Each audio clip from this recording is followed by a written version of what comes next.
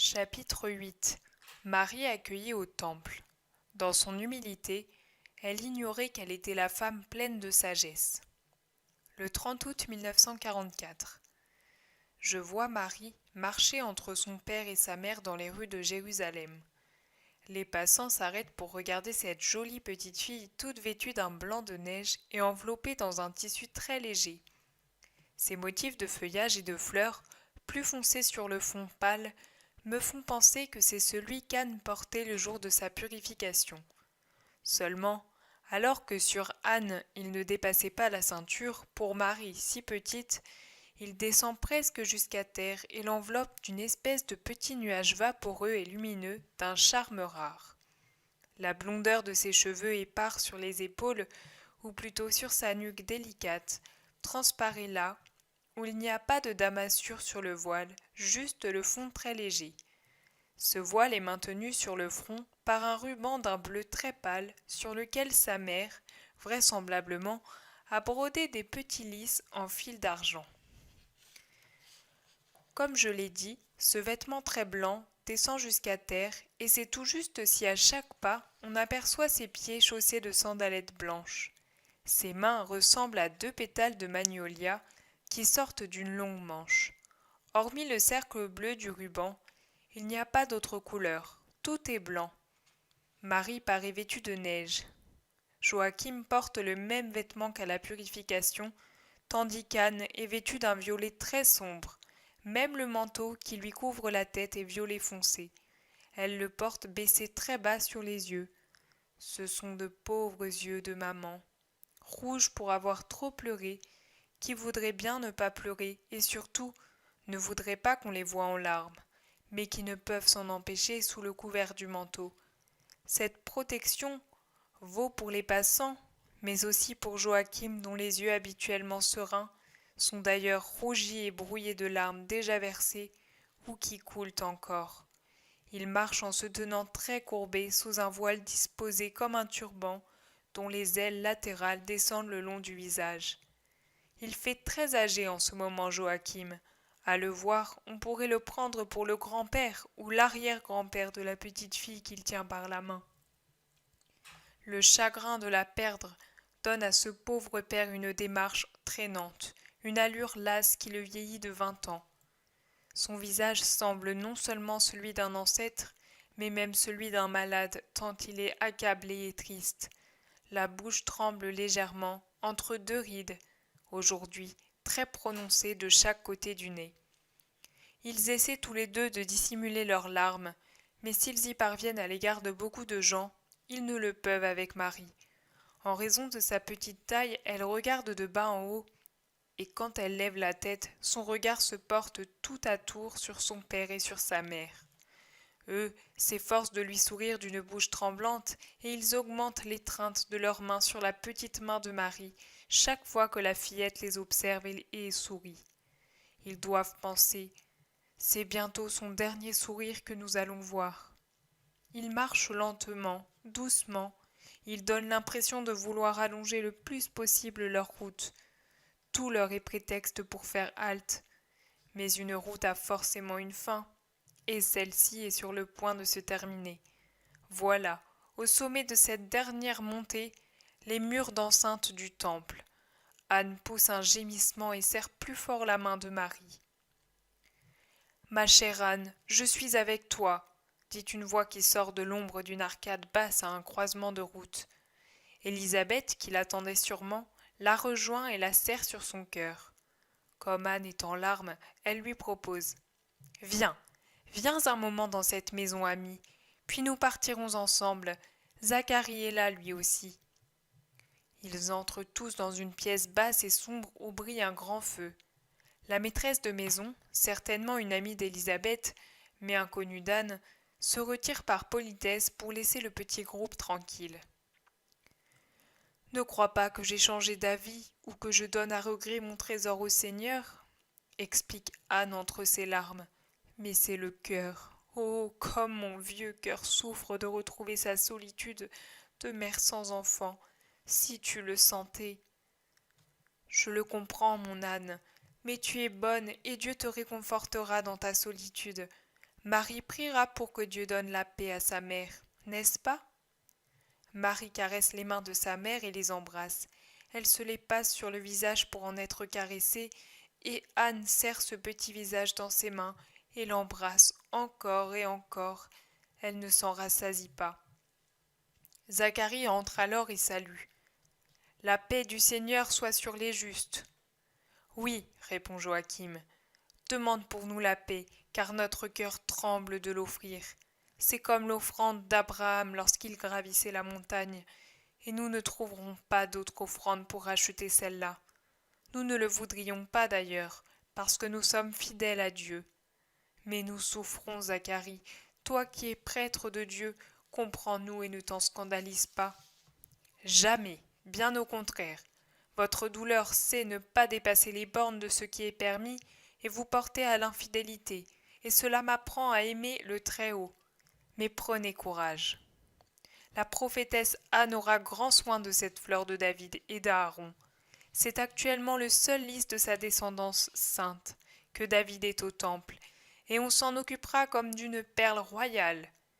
Les temps touchent à leur terme et les mères de sa lignée devraient avoir souci de consacrer leur fille au temple, puisque c'est d'une vierge de la souche de David que sortira le Messie. Mais les places réservées aux vierges dans le temple sont vides, à cause du relâchement de la foi. Il y en a trop peu au temple, et aucune de la descendance royale depuis que Sarah, fille d'Élisée, en est sortie pour se marier, voici 3 ans. Il est vrai qu'il manque encore 6 lustres pour arriver à la date fixée, mais... Eh bien, espérons que Marie sera la première de nombreuses vierges davidiennes devant le voile sacré. Et puis, qui sait? Zacharie n'ajoute rien, mais il regarde Marie d'un air pensif, il reprend. Je veillerai moi aussi sur elle. Je suis prêtre et j'ai mes entrées. J'en profiterai pour ce petit ange. Et Élisabeth viendra la voir souvent. Oh, certainement, j'ai un grand besoin de Dieu et je viendrai le dire à cet enfant, afin qu'elle le dise à l'Éternel. Anne a repris courage. Pour la réconforter un peu plus, Élisabeth lui demande. N'est-ce pas ton voile d'épouse? Ou bien as-tu filé du nouveau bisus? C'est bien le même. Je le consacre au Seigneur avec elle. Je n'y vois plus guère, et puis nos ressources ont bien diminué à cause des taxes et à la suite de revers de fortune. Il m'était impossible de faire de grosses dépenses. J'ai seulement préparé un riche trousseau pour ton séjour dans la maison de Dieu et pour après, parce que je pense que ce n'est pas moi qui l'habillerai pour ses noces, et je veux que ce soit toujours la main de sa maman, même froide et inerte, qui la part pour son mariage et lui file ses linges et ses vêtements d'épouse. Oh, pourquoi ces tristes pensées? Je suis désagée, ma cousine. Je ne l'avais jamais autant ressenti que maintenant, sous le poids de cette souffrance. J'ai donné les dernières forces de ma vie à cette fleur pour la porter et la nourrir. Et maintenant, la douleur de la perdre souffle sur ses dernières forces et les dissipe. Il ne faut pas dire cela, ne serait-ce que par égard pour Joachim. Tu as raison, je tâcherai de vivre pour mon mari. Joachim, attentif aux paroles de Zacharie, a fait semblant de ne rien entendre, mais il a entendu, et il pousse un profond soupir, les yeux baignés de larmes. Nous voici entre la 3e et la 6e heure. Je crois le temps venu d'y aller, dit Zacharie. Tous se lèvent pour remettre leurs manteaux et partir. Mais avant de sortir, Marie s'agenouille sur le seuil, bras ouverts, c'est un petit chérubin qui implore. Papa, maman, votre bénédiction.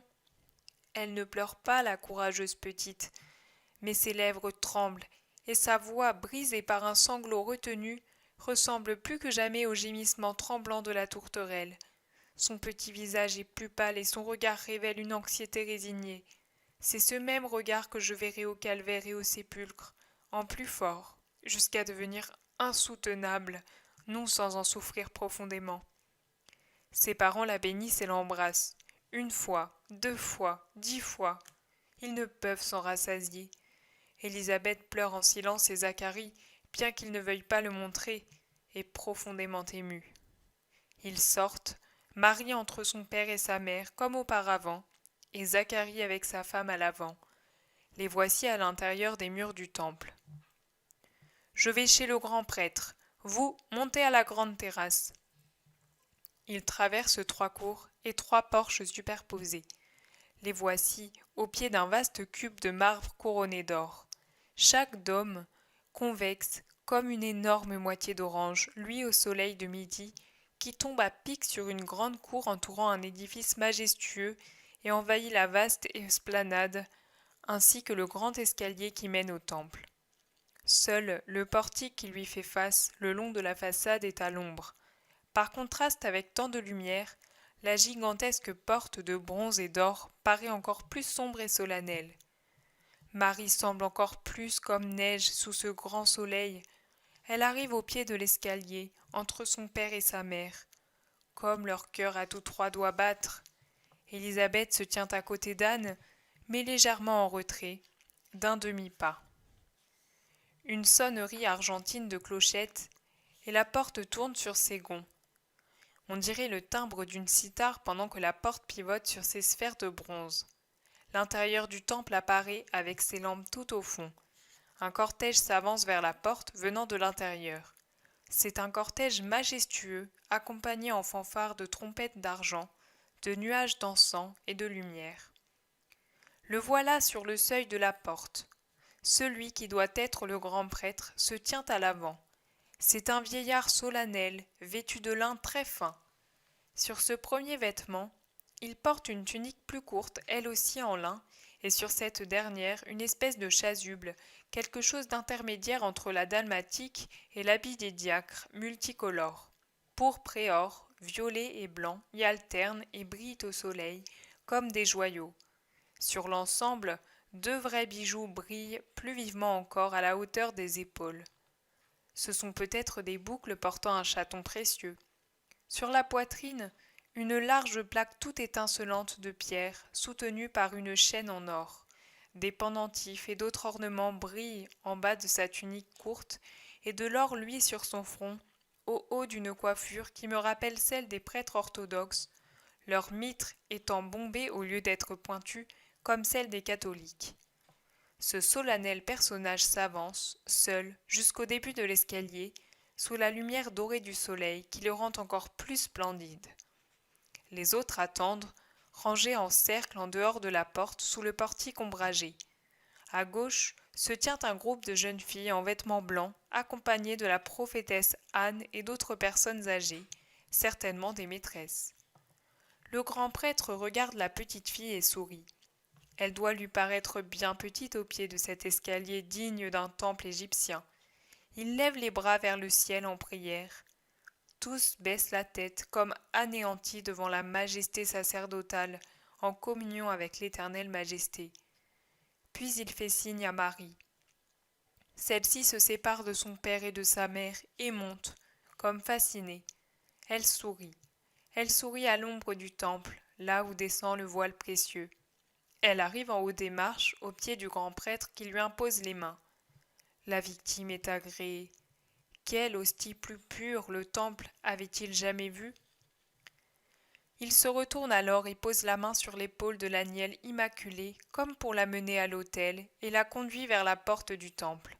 Avant de la faire entrer, il l'interroge. « Marie, fille de David, est-ce là ton vœu ?» Un « Oui !»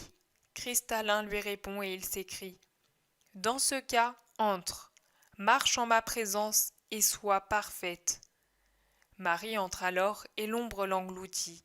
Le groupe des vierges et des maîtresses, enfin celui des Lévites, la dérobe toujours plus au regard, la sépare. On ne la voit plus. Avec un son harmonieux, la porte tourne sur ses gonds. Un entrebâillement, toujours plus étroit, permet d'apercevoir le cortège qui se dirige vers le sein. Ce n'est maintenant plus qu'une fente, puis plus rien. La porte est close. Aux derniers accords des gonds sonores répond le sanglot des 2 vieillards et un même cri. « Marie, ma fille !» Puis 2 gémissements qui s'entrecroisent. « Anne, Joachim !» Pour conclure. « Rendons gloire au Seigneur qui la reçoit dans sa maison. et la conduit sur ses voies. Tout s'achève comme cela. Jésus dit, le grand prêtre a dit, marche en ma présence et sois parfaite. Il ignorait qu'il s'adressait à la femme qui n'était inférieure qu'à Dieu seul en perfection. Mais il parlait au nom de Dieu, de sorte que son ordre était sacré. S'il est toujours sacré, il l'était tout particulièrement pour Marie, pleine de sagesse. Marie avait mérité que la sagesse la prévienne et se montre à elle par avance, car dès le début de son existence, elle avait veillé à sa porte, et dans le désir de s'instruire par amour, elle voulait être pure pour obtenir l'amour parfait et mériter d'avoir la sagesse pour maîtresse. Dans son humilité, elle ignorait qu'elle la possédait et que son union à la sagesse ne faisait que continuer les divins battements de son cœur au paradis. Elle ne pouvait l'imaginer, et quand dans le silence de son cœur, Dieu lui tenait des propos sublimes, son humilité lui faisait croire qu'il s'agissait de pensées d'orgueil. Elle élevait alors son cœur innocent vers Dieu et le suppliait. « Prends pitié de ta servante, Seigneur. » Oui, vraiment, la vraie femme sage, la Vierge éternelle n'a eu qu'une seule et même pensée depuis le commencement de son existence. Tourner son cœur vers Dieu dès le matin de sa vie et veiller pour le Seigneur en priant en présence du Très-Haut, en demandant pardon pour la faiblesse de son cœur, comme son humilité lui suggérait de le croire. Elle ne se doutait pas qu'elle anticipait les demandes de pardon pour les pécheurs qu'elle allait faire au pied de la croix en union avec son Fils mourant. Plus tard, si telle est la volonté du Seigneur, elle sera remplie de l'esprit d'intelligence et comprendra alors sa sublime mission. Mais elle n'est pour l'instant qu'une petite fille qui, dans la paix sacrée du temple, relie toujours plus étroitement à Dieu ses conversations, ses affections, ses souvenirs. Celui est destiné à tout le monde. Mais pour toi, petite Maria, le Maître n'a-t-il rien de particulier à te dire ? Marche en ma présence, sois donc parfaite. Je modifie légèrement la phrase sacrée et je t'en fais un ordre.